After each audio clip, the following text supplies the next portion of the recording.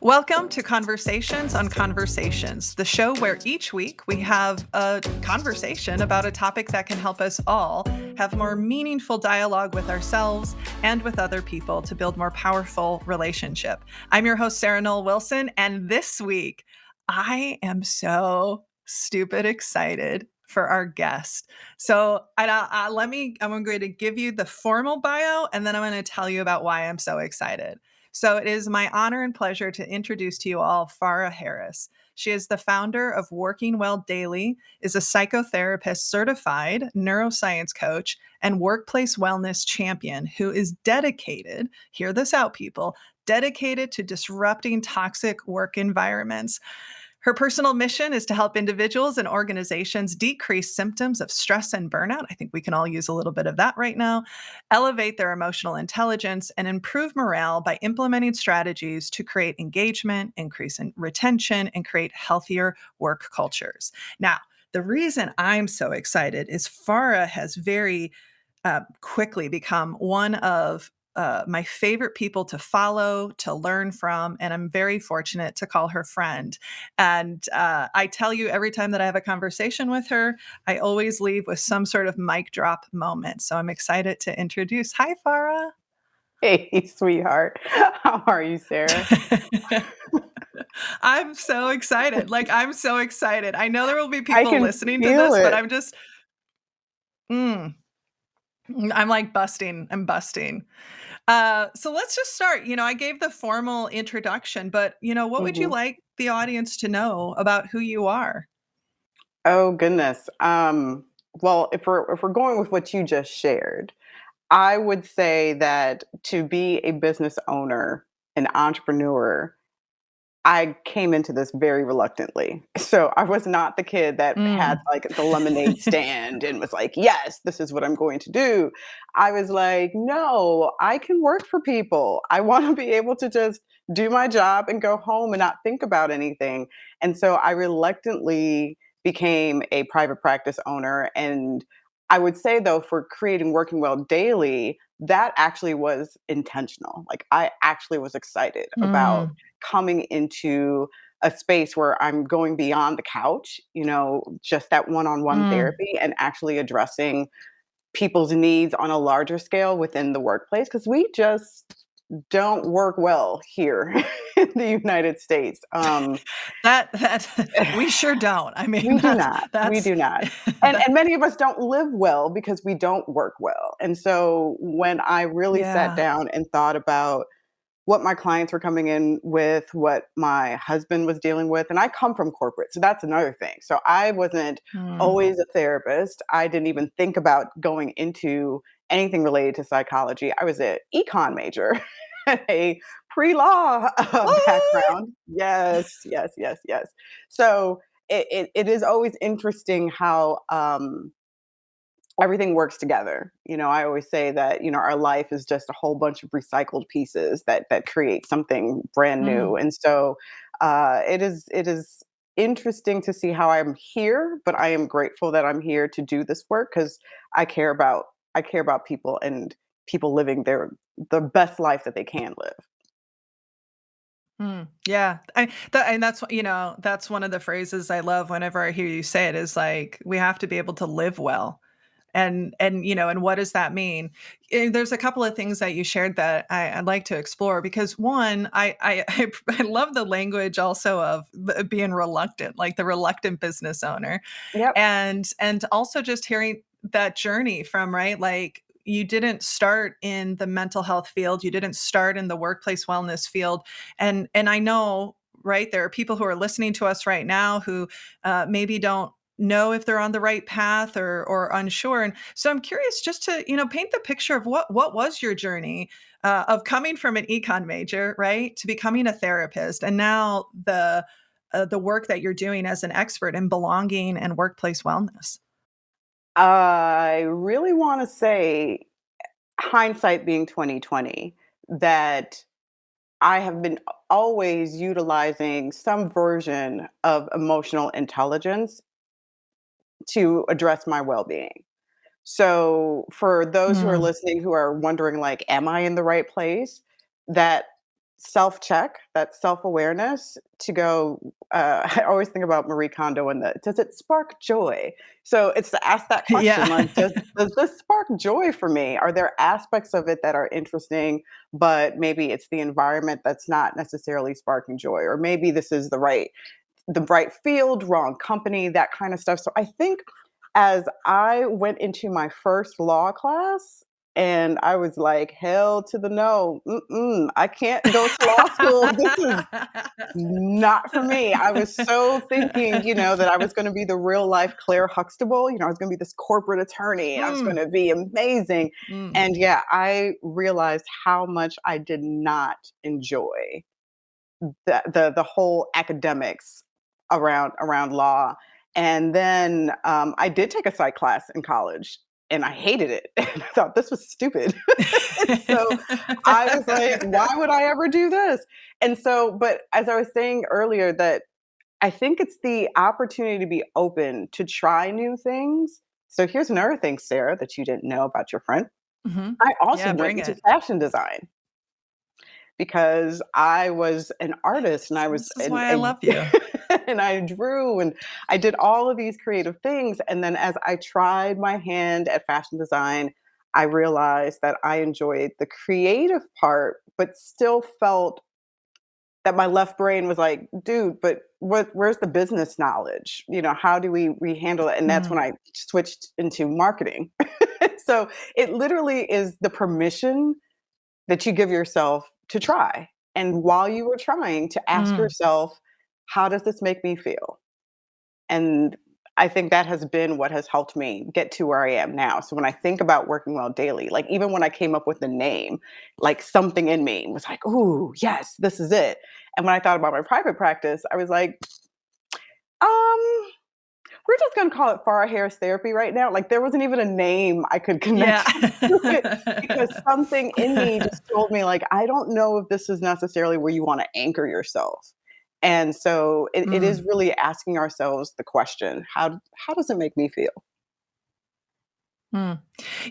One of the things that I want to tease out for the people who are listening, because, part of the intention and the goal with this show is to, have really great conversations, but also to leave with some really specific tools.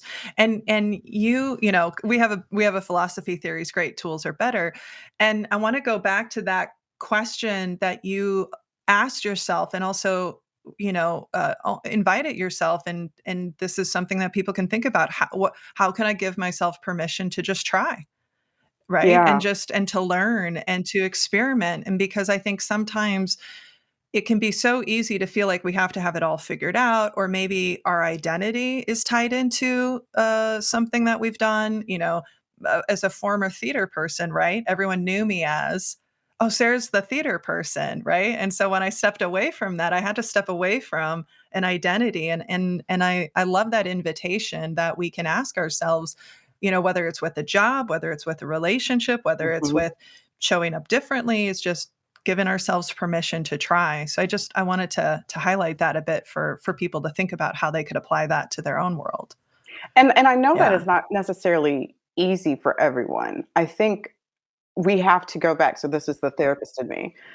We have to go back and Mhm. look at our environment, our family of origin. Were we affirmed to try? Were we Mm. affirmed to ask questions? And so to even be an adult and say, oh, I give myself permission to try something new, or ask myself, how does it make me feel? Especially if we have experiences of any type of trauma where our voice, in a way, was taken away from us, it may be a more difficult exercise to do, to ask ourselves, how does it make Mm. me feel? Because you may have actually learned not to ask yourself or to honor your emotions because other people didn't.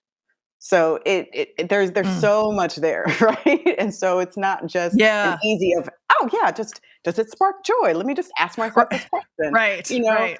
because there's so many people that go, ooh, I mean, I felt anxiety, or I felt shame, or I felt, Mm. something, but they may not even have the emotional vocabulary to even identify what emotion they're experiencing based off of their history and their family of origin and their own experiences. So it is also to give permission to give yourself grace as you learn how to implement the exercise of this EQ Yeah. domain and competency. That, no, I appreciate that because I know that that's come up in our conversations. I know that that's also a way that you approach the work is to really invite people to get curious about when they're struggling with something, when they're experiencing something, when maybe they feel stuck or whatever it is, Mhm. to just get curious and not from a place of blaming, but to just go, who you are has been shaped by a lot of different things. And there are stories we've been told, right? Like pointed out, there's maybe trauma we've experienced. How were we raised? What was the culture we were brought up in? And sometimes I certainly feel that, or I see that we sort of miss exploring or don't realize how powerful it can be to to reflect on what has brought me to this point. And I'm curious if you can just expand on why that's such an important practice.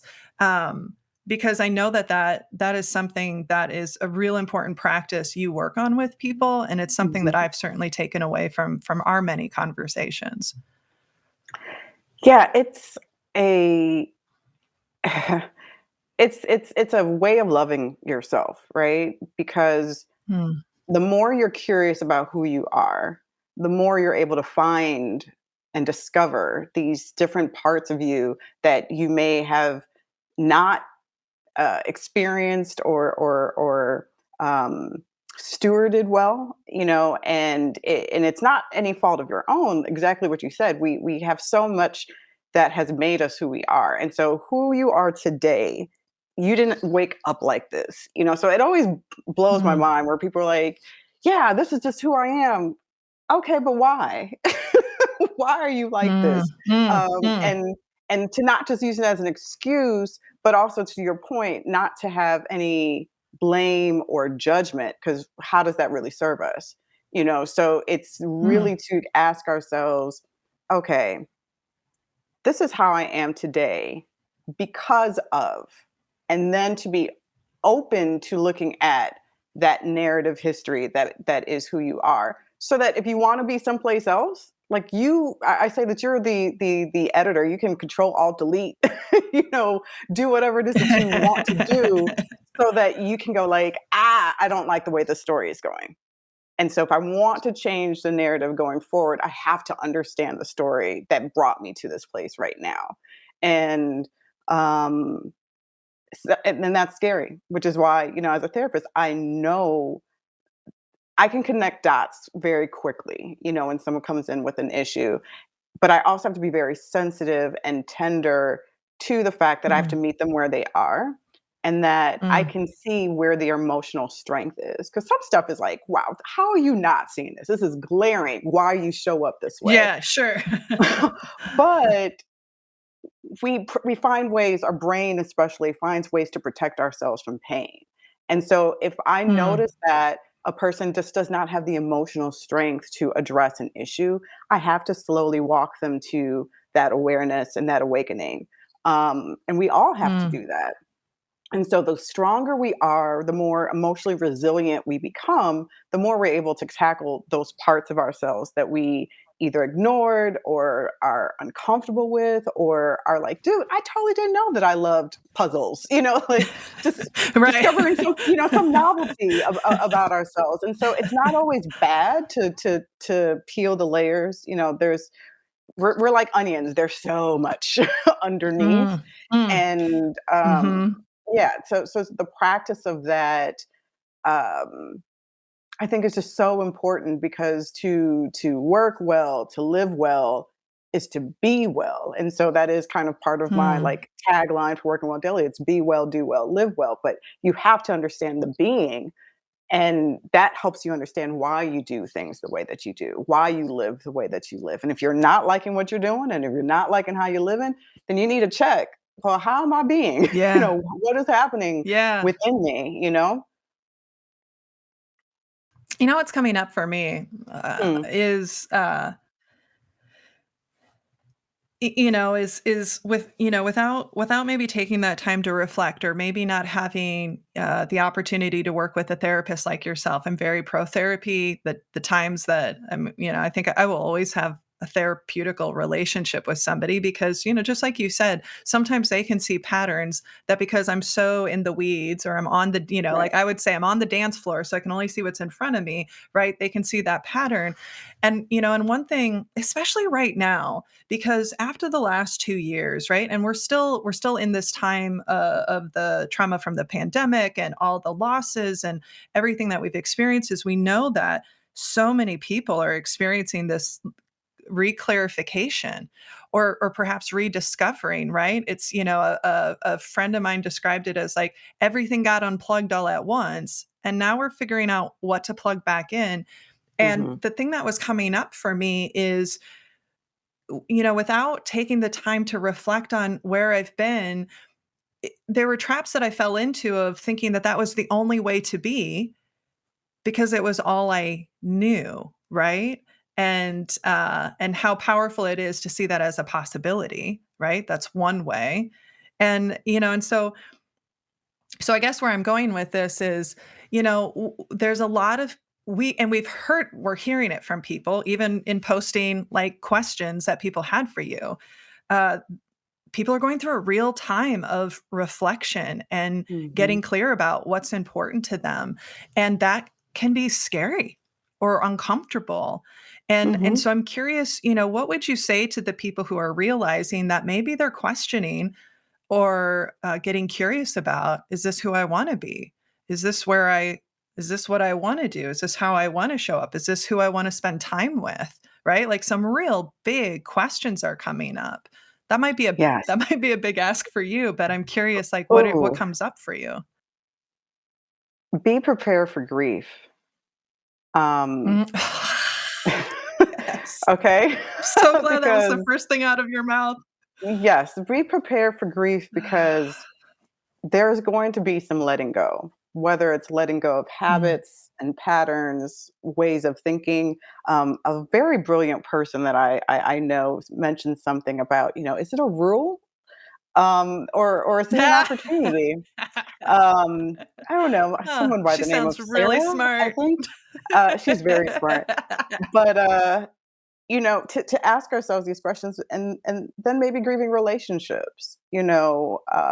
I think of different clients, whether in the corporate space or in therapy, who within the past couple of years are like, wait, why am I still in this relationship? I thought Mm, that to be a friend mean that I'm a lifer, right? That I'm supposed to take the good and the bad. And I'm like, you're not in covenant with these people that you choose to be mm, friends with. mm, There's no, sign on the dotted line or whatever.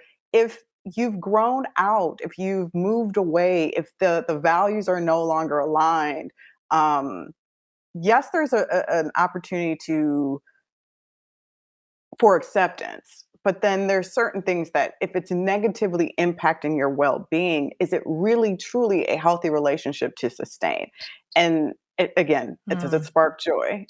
Probably not. If you're looking at your phone and you see the number come up and you're like rolling your eyes and you're like taking a deep breath and trying to gear yourself up for a conversation, most likely that's probably not somebody you need, in your life anymore. And it may be hard to feel that and to acknowledge that, especially if this is a family member. We Mm, definitely had a very stressful before 2020. Leading up to 2020 was already a challenge with politics and all that stuff. So there are probably a lot of people who are like, yeah, yeah, I've been warning people for a few years now, yeah. Farah, because I didn't know that they thought about this when it came to, diversity and inclusion and, belonging. Um, and it hurts your heart. But Mm, we want to live. I just feel like not only do we want to live well, it's like we want to be just good stewards of the life that we've been given. Life is so short. mm, I think just a few days ago it was 2 years uh, of Kobe Bryant's passing. Now, I wasn't a big Kobe fan when mm, he was on the court. but I really started to appreciate and admire the man that he was off the court. And it just breaks my heart. But who would have thought that as he transitioned and retired from being one of the greatest basketball players, and he was going to, get involved in these different ways. He had these beautiful daughters that he was pouring into, and you could Mm, tell how much he just loved them. mm, But his life was over so quickly. So it's like we don't have yeah. time to sit here in bad Mm, habits and in bad relationships. And so, yeah, it's going to be uncomfortable, but there's so much freedom on the other end. There's less need to be rigid with your boundaries, with certain people because they just don't show up well in your life. I see your face. So, I oh, I have there's so much. This is why I love because there's like 4 different pathways that came up for me as you were talking. I mean, that idea of I wanna unpack a couple of things and also just to sort of circle back because you were laying down so much great wisdom. One, that idea of reflecting on, again, what are the rules you've created for what a relationship needs to be, right? That mhm, idea of sometimes we think a relationship is life, or whether that's family or whether that's, a friend, or even what does the relationships at work need to look like? And so right. that practice of getting curious with, what are the rules I've created? And am I okay with those, or do I need to change those, or where might I need to shift those, or to add in different possibilities? When you first answered the question, part of the reason I had such a strong emotional reaction when you said there's going to be grief is, and I see this. I've experienced it myself, but I see it in our clients and even, Yeah. friends and family, is that when we're in these times of transition, which I think all of us are to some degree, there is sort of this natural letting go, like you said. And even if it's something that is beneficial to let go, even if it is something that is not who you want to be anymore, and maybe that's, Mhm. like for I mean, this is going to feel like a little bit maybe of a silly example, but it was really powerful for me. Is so I for 10 years I did improv, right? I performed improv regularly. It was, again, part of my identity. And when, as I was shifting into this new identity and getting my master's in leadership development, even though I knew that that was no longer where I wanted to spend my time, Mhm. and I wanted to focus here, I had to allow myself to grieve a really important part.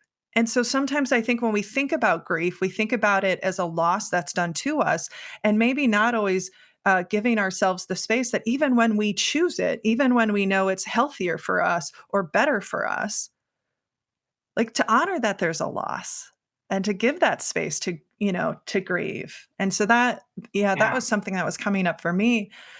And then, as you talk about the fact that we're coming up on this anniversary, of Kobe Bryant, and intellectually, we all know our time is short. Yeah, we all know that, but being grounded in that and thinking about that, right? And part of that is it could be really overwhelming if we're thinking about it Yeah. every Yeah. moment of the day. Um, but it makes me think about, there's, I always forget his name, Berkman, Oliver, I think it's Oliver Berkman. He wrote a book, 4,000 Weeks: Time Management for Mortals. Hmm. And, uh, and and and one of the things that was so provocative for me, and I wanna lead this into, like, us talking about boundaries, because I think that's a really, really important topic for us to explore. It's something we hear a lot in, the clients. But basically, he goes, "As humans, we know we have this infinite amount of time. We just do. We have this incredibly limited amount of time. But also as humans, we have this unbelievable infinite amount of possibilities and imagination, and we live in this world, right, that will never see everything. And so instead of trying to, time hack and productivity hack so you can do it all, to just realize that there's going to be balls you're going to drop, there's going to be people you're going to disappoint, or expectations you won't meet. And, Mhm. like, instead of trying to figure it all out, to be really clear about, yeah, so it's going to happen. So what balls am I going to drop? Who am I okay with disappointing? Who am I, and as somebody who was very much a people pleaser, right? Never wanted to disappoint anyone. That's something that I've been working on from a standpoint of getting clear about those boundaries. And just a fun story for our listeners. The first time Farah and I ever had a conversation, it was like an awkward first date. We'd connected on Twitter. Like somehow saw her, and right, it got to a point where it's like, hey, let's take this relationship offline. And Mhm. there was something you said in that conversation. You know where I'm going. A wise woman named Farah Harris said so clearly and definitively in a way that still just like inspires me. She said, "You said I don't play with my boundaries," Oop. and so I want to take some time because as we heard from people, even in just asking, a lot of people are wanting to set boundaries that never have before or didn't know that they could or never Mhm. right grew up in a household where that was normalized or stepping on your boundaries is what was normalized. So just like let's go 30,000 foot. Why are boundaries so healthy and important for us to think about, especially now? Ooh. Ooh. I think if we look at the world, like really look at the world, we'll realize there's boundaries all over the place. There's a Mm, boundary between land and sea, right? We know where the sea begins and where the land starts. And that's what we also have to do. I need to understand where I begin and end and where you begin and end so that there isn't any enmeshment. And so I think about boundaries is in everything. Boundaries with our time, boundaries with our physical bodies, boundaries with our finances, emotionally, like all this stuff. And to your point, not many people grew up in households where boundaries were respected or were normalized. Um, Maybe in one area, but not in another. So you can have mhm. boundary violators with time, but then they were very they would cross your boundaries in those areas, or you had very rigid boundaries. So there wasn't real safety because there was this huge distance or wall that was put up. And so, how do we put healthy boundaries so that they're guardrails? When I would talk with clients, I bring up the your lawn. So you can have a fence or you cannot have a fence, but if you don't have a fence, you still don't mow your neighbor's lawn. You know exactly where your property line ends, and you're Right. like, "This is as far as I'm going to go. Maybe I'll be nice and you know do a couple more rows, but idealistically, you don't." You don't typically mow It's a great your neighbor's analogy. lawn, right? Because you know where that's their house, that's their property. And this is Mm. what we need to do with ourselves too. So, with my clients, I'm like, what is on your lawn that you didn't purchase? What are you picking up from other people?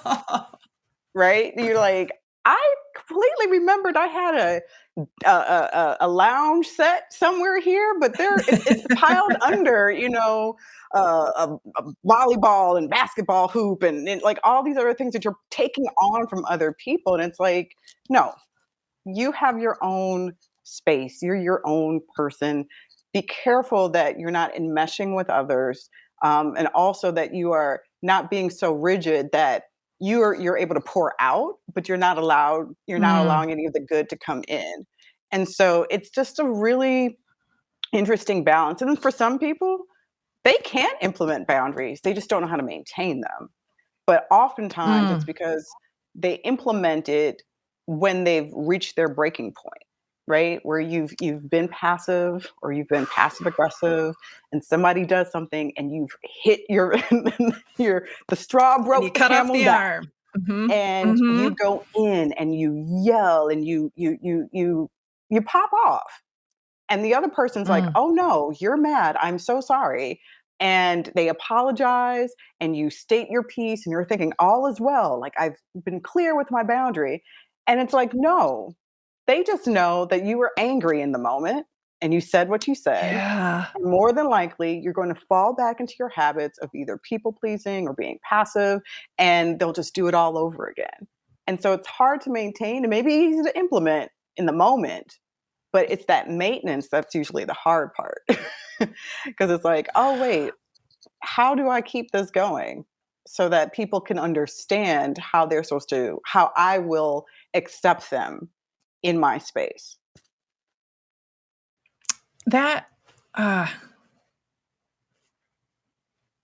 I'm just taking a pause and reflecting on all of that.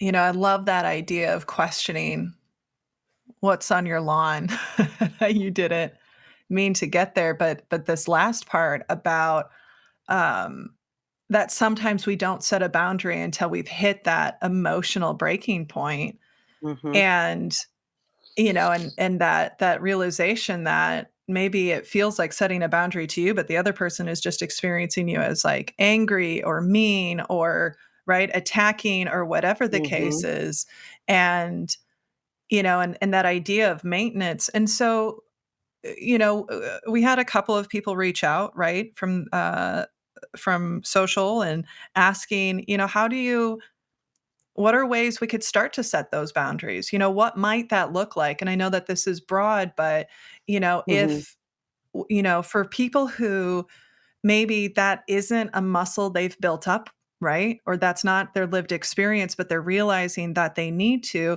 what are some things people can think about, or what are some Hmm. strategies? And maybe we can even talk, like, let's focus it in on, from a relationship standpoint, right? There's I was trying to think of something really specific, but I'm curious, like, what comes up for you, Yeah. when you think about somebody who has never thought about or set that boundary when it wasn't an emotionally heated moment. Hmm. Okay. Let me let me think about how I want to answer this question. Sure. No, I know it's a big question because it depends, right? Because yes, and there's two things. I think I'll start here first. Um, our values help create our boundaries. Mm, So more this goes back to the beginning of our conversation about being curious of self, right? So when you understand what's important to you, you know what you'll tolerate and what you won't tolerate, what's a non-negotiable, what's, yeah, maybe we can have some kind of compromise in this area, but your values help to create those boundaries. And in terms of what that looks like, I think regardless of it being a financial boundary, a listening boundary, an emotional boundary, a physical boundary, that there are two things that you're going to have to do. You're going to have to be vocal, so you have to say something, mm, and you'll have to do something.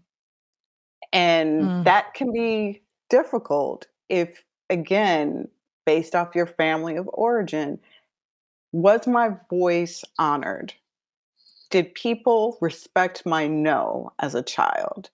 If that was not your story, it is harder to verbally mm, state your boundary than if you grew up in a household where you're like, I don't like that.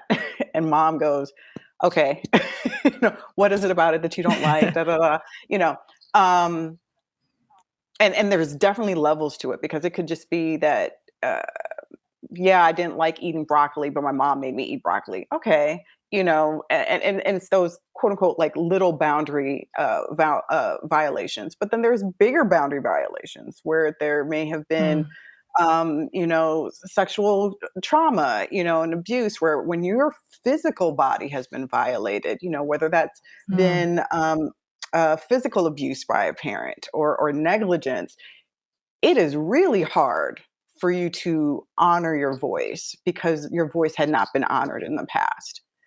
And then, as I mm, said, action. If someone is crossing your physical boundary, you can say, I don't like that or don't touch me.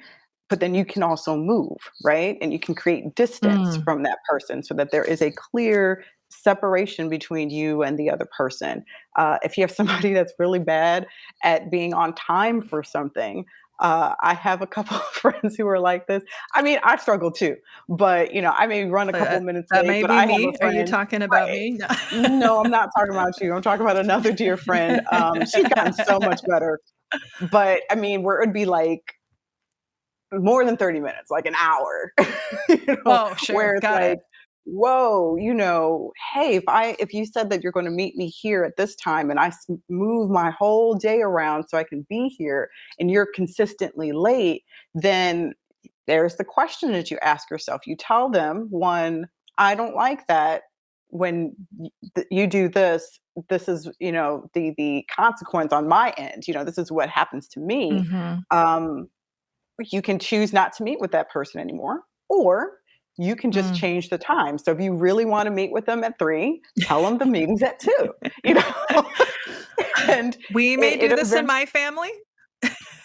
and because you recognize that even though you might value time, going back to values, creating your boundaries, you may value Right. time. It is not a such a high priority value that there's no room for negotiations. If it has a little wiggle room, and especially if it's a friend you care about that you love dearly and is just the apple of your eye, that this is just an area of weakness that they have, then you go like, I value my time.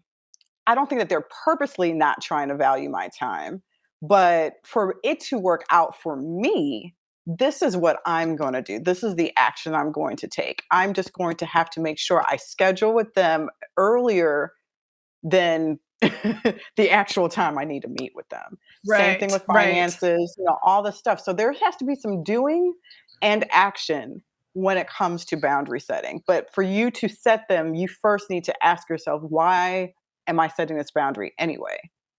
And that has Mm, been a question I've mm, been really asking my clients. I'm like, okay, you're going to set a boundary. Why?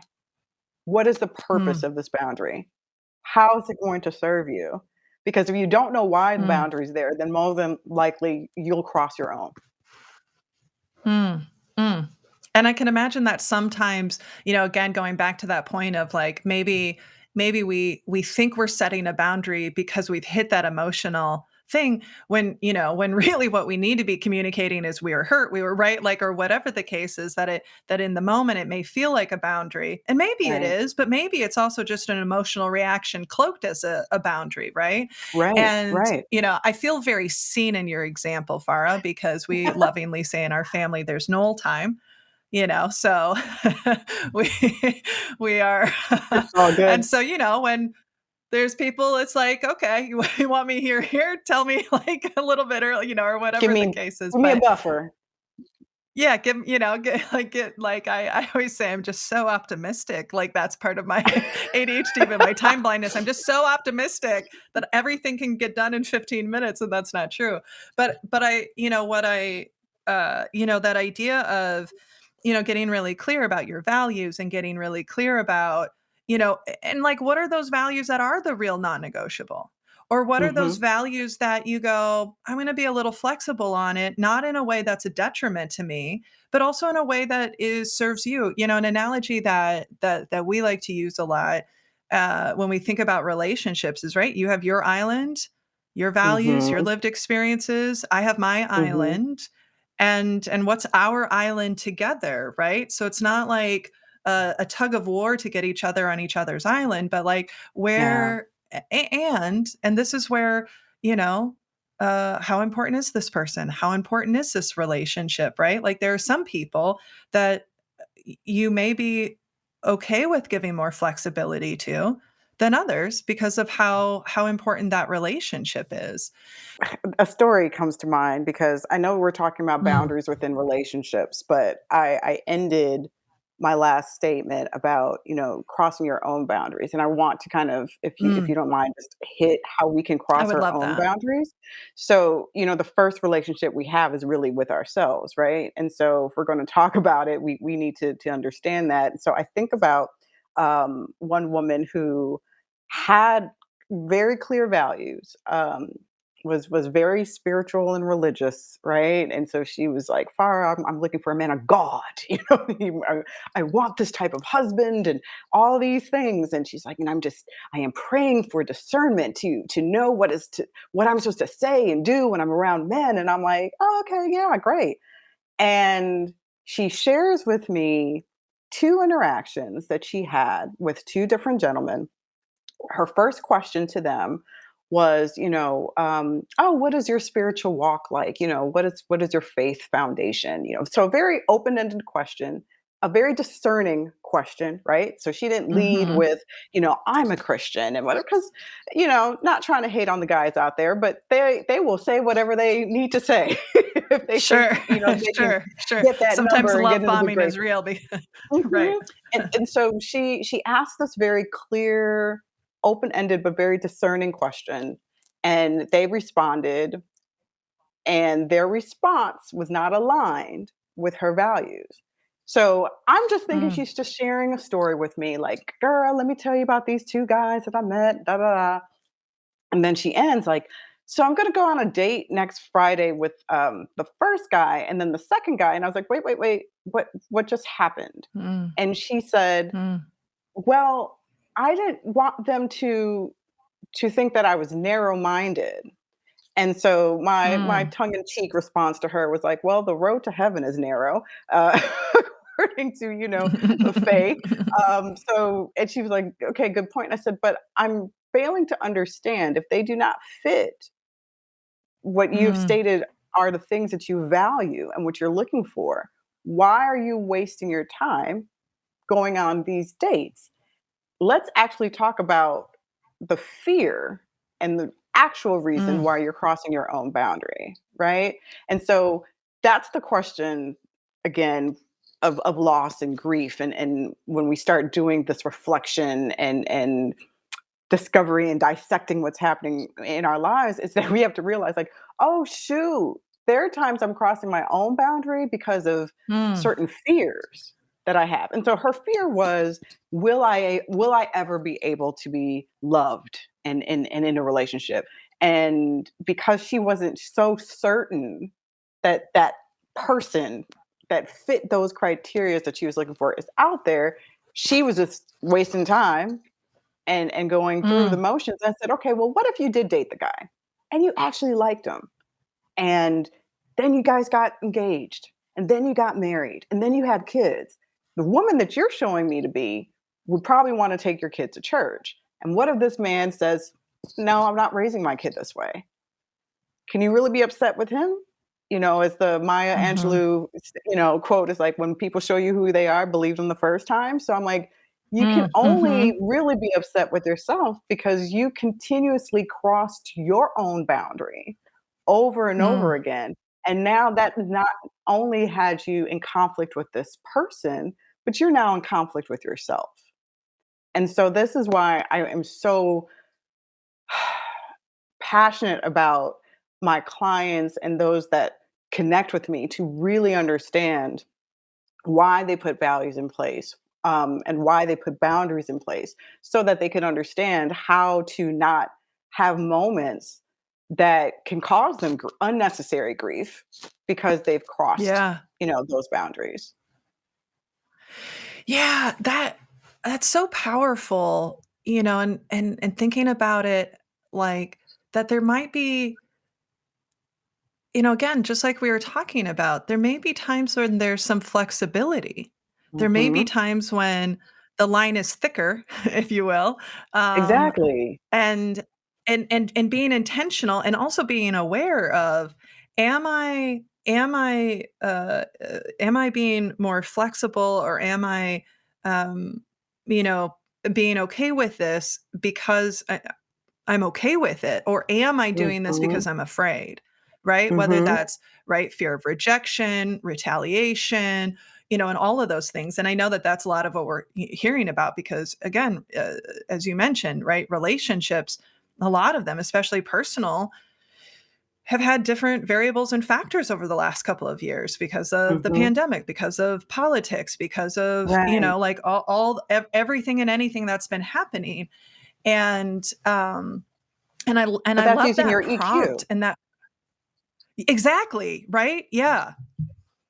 No, Right. say So more. that's you being, one, using self-awareness to recognize, what you're feeling and thinking. But then two, it's the self-regulation. So even those feelings that are uncomfortable, how are you using that to navigate and to process and to address whatever is happening in a way that is going to positively serve you well, So it's not Mm, just um oh, I've set this boundary, to your point of there's room and flexibility. Why is there room and flexibility here? mhm, Why are you, is this a compromise that you're okay with, or are you conceding mm, and actually giving mm, away something, which is not mm. using your emotional intelligence well, because you want to make sure you're good so that you can actually have good Yeah. relationships. And so sometimes when we're sitting here only quote unquote empathizing, we'll use that word, right? I'm empathizing. I'm seeing what this person. I don't want them to feel bad. But if you're doing all of that and it's not reciprocated, one, they are boundary violators, and two, you're Mm, violating and self-abandoning, you know? mm. You're not taking into consideration your own feelings. So the empathy can't go just one way. You have to take a Yeah. moment to I love go, "Oh, what am I feeling?" mhm. It's, in my experience is like that's a big challenge, especially for women, right? When you've like Mhm. I'm generalizing, right? But right, being raised to be nurtured to that's something that we see in our workshops of, when we Yep. talk about like thinking about needs and getting clear about your needs, it's usually very consistently, right? It's the women who are like, I've never even thought about that. And that I want to just say out loud again, right? Are you compromising or are you conceding? And how powerful that is, and that that idea of emotional intelligence, which we'll have future conversations with Farah, just so you all know she's coming back. uh uh because she's helped me learn to like fall in love again with the language of emotional intelligence after it getting just bastardized in the corporate world, I feel like. but Man. but am I coming from a place of choice? Yeah, right. Well, that's a conversation for another day.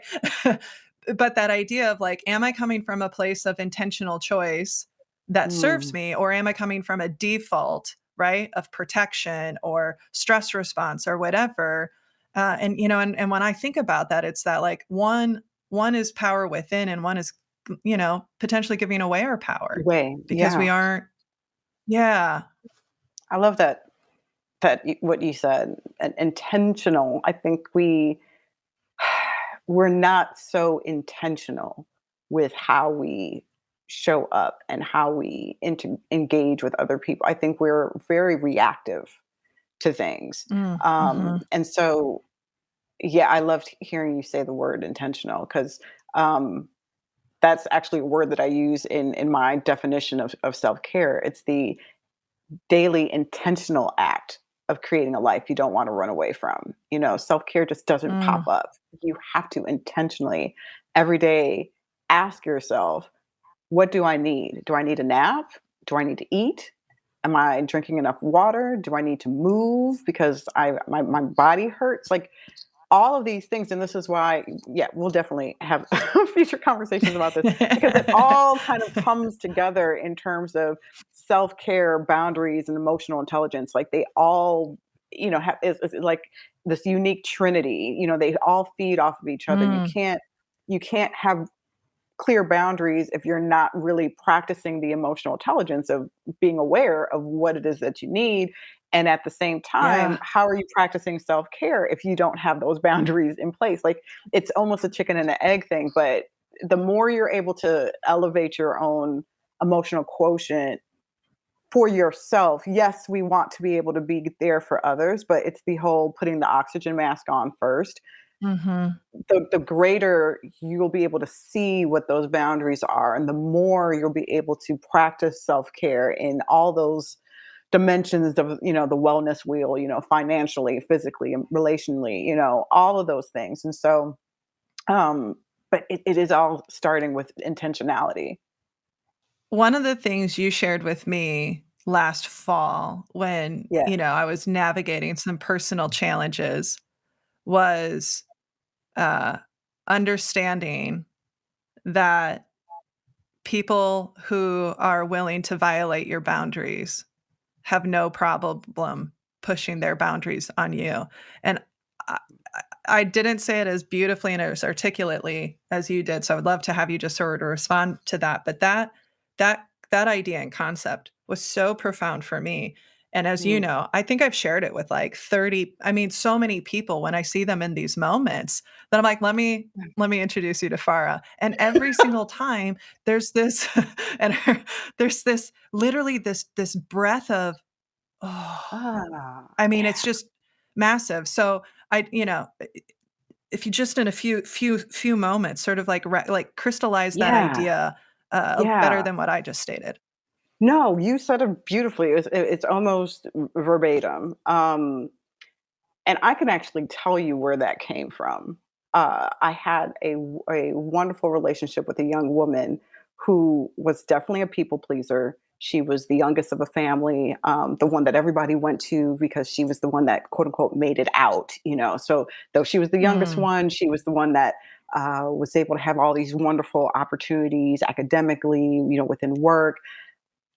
But her family continually and consistently crossed her boundaries in harmful ways. And there was one conversation that I had with her. I said, "You are always," well, now we talked about conceding, "You're always giving mm, them permission to cross these boundaries."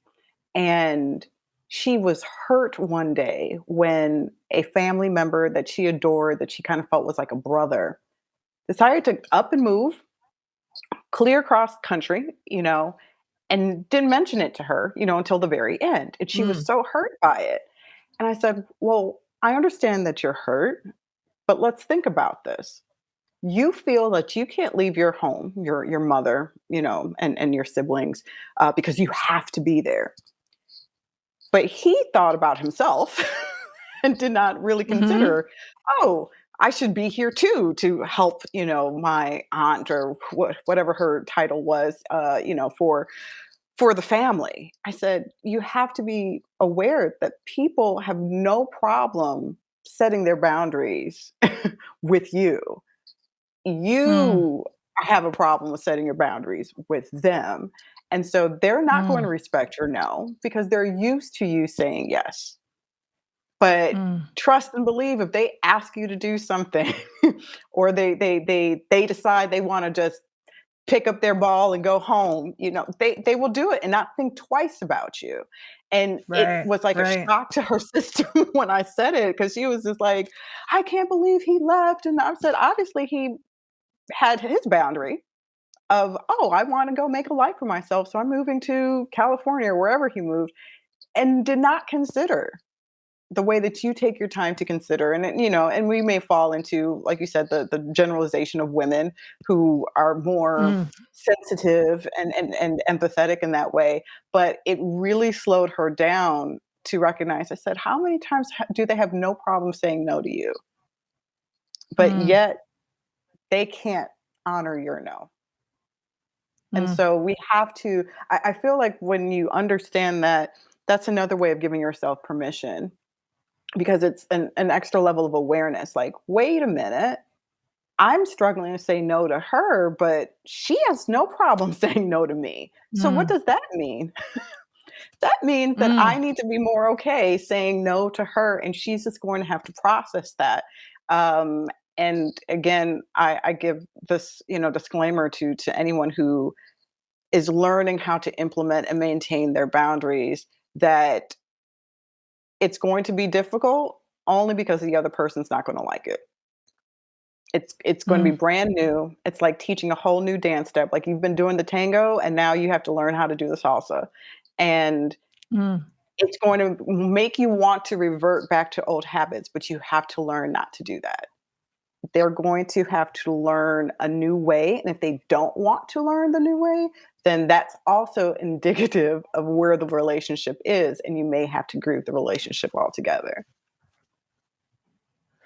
I have no doubt that there's gonna be a fair number of people listening to that, having probably felt very seen in all of that. Mm, And yeah, I thank you. One that this is really the last question because I like to ask this of all the guests because this is yeah. a podcast where we explore conversations. Hmm. What is a conversation? You ready for it? You know it's coming.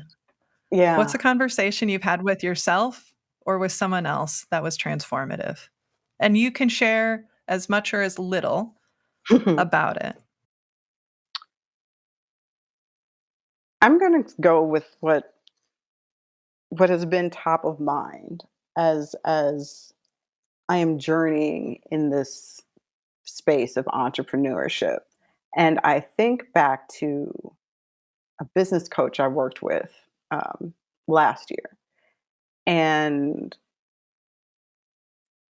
how she like awakens the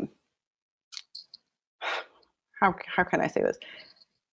Awakens the confidence in others. Mm. And so I was grateful for her saying, Farah, look at what you've done. Look at Mm. your education and look at your experience. So why would you accept a certain rate, in doing the work that you do? And I think especially as women, we need to hear this because, sometimes we're just Yeah. so grateful to have the opportunity to speak to your people and, Right. Right. we're so humbled and, 'Cause we and so wanna grateful. nurture and Because give we want and to right. nurture and give, and we can still nurture and give, but we have to steward our business as well, and we also have to steward Mm. everything that we've mined and collected to make us the experts that we are. And so she's just said it so matter of fact. It was like, chick, just read your receipts. And I was Yeah. like, yeah, let me check these receipts again. Like, oh, Yeah, okay. yeah. Yes, I do provide value. I do make a difference. I do make an impact. And I think we all need to be reminded of that at some point or another because doubt sets in. And so it made me go like, okay, Farah, yes, you need to Mm. practice your own EQ. So I'm actually okay. This is going to be two things. So there's that. A second thing in terms of a conversation I had with myself. So this is all because I want to connect it to the EQ Mm. boundary conversation. I've had a migraine right before doing an engagement, and I was frustrated, but I was like, I want to serve whoever listens. I want to show up well. At the end of the engagement, the organizer was like, "Oh, thank you for pushing through your migraine." I was like, "Oh, I don't have a migraine anymore." And it Mm. was in that moment that I realized that when I'm in my state of flow and when I'm in my zone Mm. of genius, that I feel well. And so the thing that was Mm. frustrating me, the thing that was physically hurting me, didn't have room to continue to be a distraction because once I was doing my thing and I was seeing the comments and people were being poured into, I was filling their cup. I was like, I'm in my space. This is what I'm supposed to do. This Mm. is my zone of genius. This is my flow. And I need to make sure that I find ways to cultivate that throughout the week, when I'm feeling, I'm trying to be careful with this word, but I think some mothers would understand where you kind of feel trapped in doing all of the Sure. mothering and doing those things. And you go, there's so much more to me than just this role.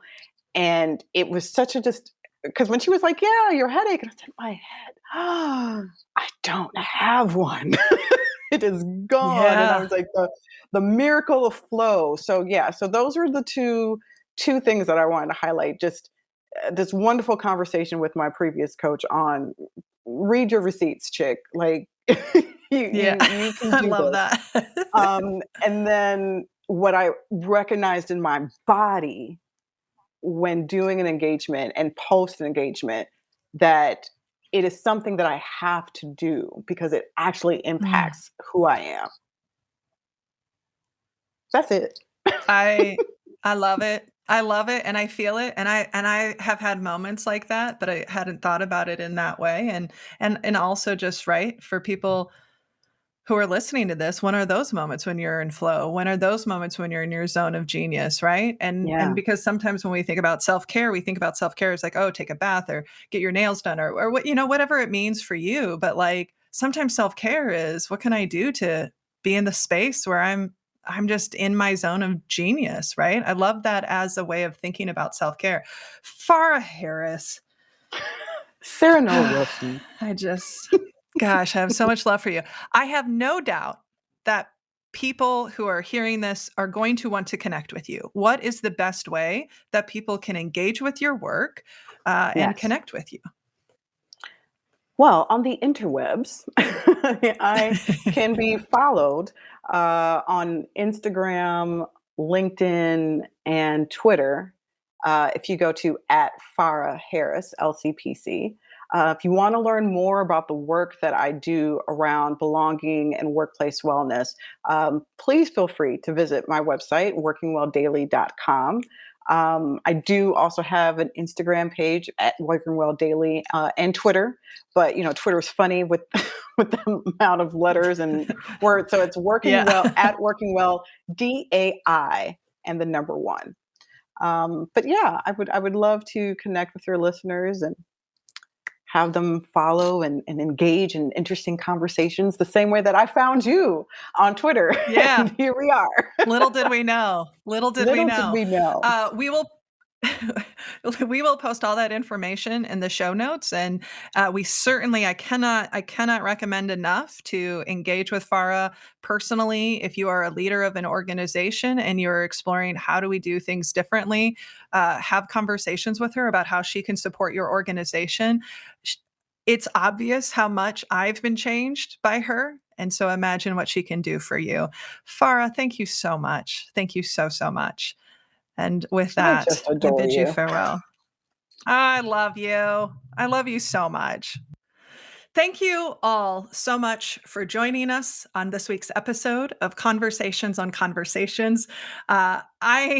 I certainly hope you left with as much wisdom as I did talking to Farah Harris as we explored the topics of emotional intelligence and boundaries and also thinking about our family or like our origin stories, right? What shaped us. I think that that's definitely something I want to hold on to is just continue to be curious about uh, what has shaped me to this point and am I okay with that and how do I want to show up more powerfully going forward, and also that point about what are the ways where I might be stepping over my boundaries. That was really provocative for me. So, for more information on holding deeper, more meaningful conversations in your organization, if you just simply like to reach out, please visit us at sarahnollwilson.com. You can also connect with me on social media. You can find me on Twitter, LinkedIn, Instagram, Facebook, or you can just search Sarah Noll Wilson. You can also pick up a copy of my newly released book, Don't Feed the Elephants, where books are sold that will help us overcome our art of avoidance to build powerful partnerships. And if you're listening to this and want to be able to support this work in a very real and meaningful way, please visit us at patreon.com/conversations on conversations, where not only will your support sustain this podcast and the incredible team behind it, it's more than just me, but you'll also have access to incredible swag and content and events that will be specific to just our Patreon community. If you have questions for us or you want to share with us what resonated or to pass on, a really nice note to Farah about something that you're chewing on as a result of our conversations, please email us. You can email us at podcast@sarahnollwilson.com. You can also follow the podcast on Twitter at Convos on Convos. Another way you can support our work is to please rate, review, and subscribe to the show. That is a way for us to be able to see what's resonating and also get the word out for others who might enjoy this as well. And then to that point, If you're enjoying the show and you think others might too, help us spread the word, right? A referral is one of the greatest compliments we can get. So tell your friends about it, post about it on social media, right? If you want to bake a cake and put that in the break room to encourage people, please do. We want these conversations to reach as many ears as possible. So helping people find the podcast is another really great way to show your support. And then just final acknowledgments. A thank you to our unbelievable team who makes this all possible, to Drew Noll and Nick Wilson for the editing and producing of the show, to Olivia Reinert for helping us with transcription services, and to Caitlin Summit Nelson, who is our marketing leader and who helps us keep everything organized. A huge moment of heartfelt thanks to Farah. And this was a really powerful episode, I know, for me, and no doubt it'll be powerful for many of you. And a final reminder that when we can change the conversations we have with ourselves and with other people, we can change the world. So thank you for joining.